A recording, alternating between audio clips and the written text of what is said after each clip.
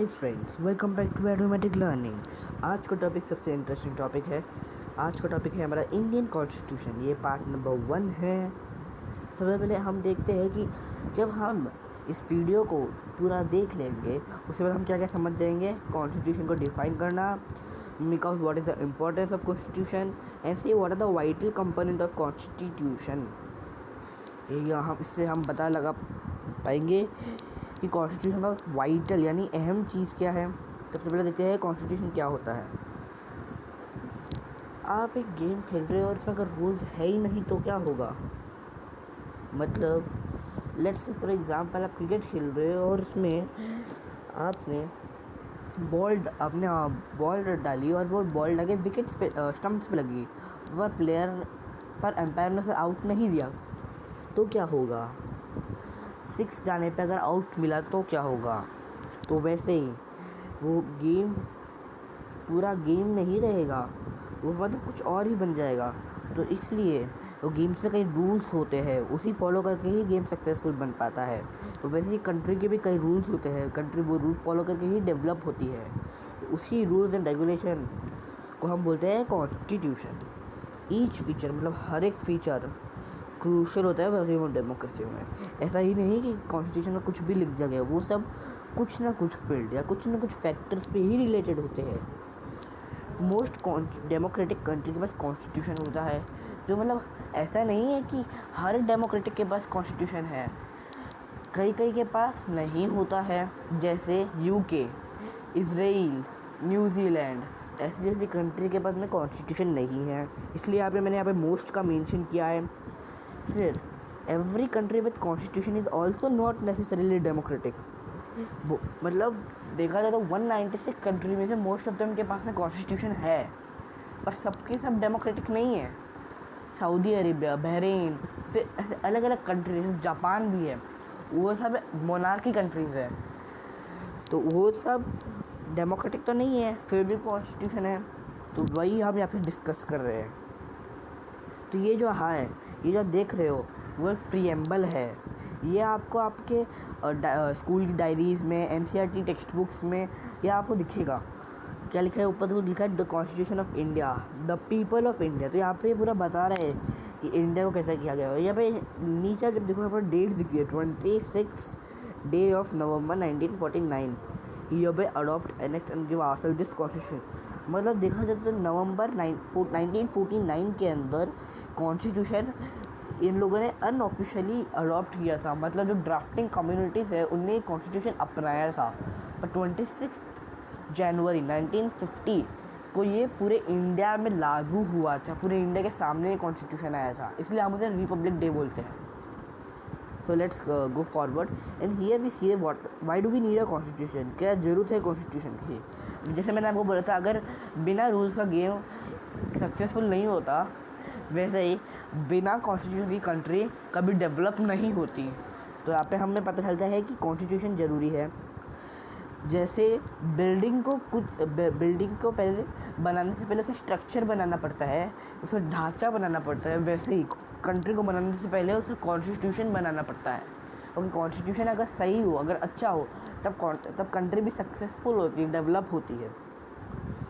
अब यहाँ पे यह लिखा है it define nature of countries political system. मतलब ये बताते हैं कि कंट्री क्या है, डेमोक्रेटिक है, मोनार्की है, एब्सोल्यूट मोनार्की, ऑग्लिकरी, तो अलग अलग नेचर होते हैं। Constitution is fundamental law that every citizen of the country need to follow. मतलब हम यहाँ पे देख सकते हैं, जैसे आप स्कूल जाते हो तो स्कूल में कई रूल्स एंड रेगुलेशन रहते हैं तो आपको फॉलो करने ही पड़ते हैं। जैसे हमें बोला जाता है ना कि यूनिफॉर्म में आओ, यूनिफॉर्म के अगर हम अलग ड्रेस में आए एक्सेप्ट फॉर बर्थडेज, अगर हम ऐसा अलग ड्रेस में आ गए तो नहीं माना जाता, हमें पनिशमेंट मिलती है। तो वैसे ही वो क्या होते हैं, हमारे फंडामेंटल रूल्स होते हैं, फंडामेंटल लॉज होते हैं जो हमें स्कूल में फॉलो करने पड़ते हैं। वैसे अगर कंट्री के अंदर भी कुछ फंडामेंटल लॉज होते हैं, यानी बेसिक लॉज होते हैं जो हमें फॉलो करने पड़ते हैं। तो वो बेसिक लॉज के अंदर एग्जांपल्स क्या क्या आ सकते हैं। हम रोड के ऊपर स्पिट नहीं कर सकते, उसमें हमें फ़ाइन लगता है, हमें जेल हो सकती है। तो वो सब जो लॉज होते हैं ना, वो सब हमें फॉलो करने पड़ते हैं अगर हमें कंट्री में रहना है तो। It is needed to protect our fundamental right. Fundamental rights हम आगे पढ़ने वाले हैं, तो फंडामेंटल राइट का आपको जस्ट दे देता हूँ। वो कुछ ऐसे बेसिक राइट्स होते हैं जो पीपल के लिए होते हैं, जो जनता के लिए वो राइट्स होते हैं, कि वो राइट्स हमें कुछ पावर भी देते हैं, तो वो सब हम बाद में पढ़ेंगे। It gives us equality and freedom. तो यार मैं बताना चाहता हूँ कि इंडिया डेमोक्रेटिक ही क्यों बना, डेमोक्रेसी ही क्यों चुना। इंडिया के पास अगर अलग अलग ऑप्शन थे, तो वो सब मैं आपको एक बार बताता हूँ क्यों। तो सबसे पहले यहाँ पे गौर करें, इक्वालिटी एंड फ्रीडम। इक्वालिटी का मतलब क्या हुआ, समानता। फ्रीडम का मतलब क्या हुआ, आज़ादी। तो ये जो दो चीज़ है, ये दो चीज़ हमें कहाँ से मिली, 1944 के अंदर, जब क्विट इंडिया मूवमेंट चालू हुआ था तब। तो 1941 में चालू हुआ, 1947 में भारत आज़ाद हो गया साहब। तो उस समय जो चीज़ हमें ब्रिटिश रूल में नहीं मिली थी, वो यही दो चीज़ थी, इक्वालिटी और फ्रीडम।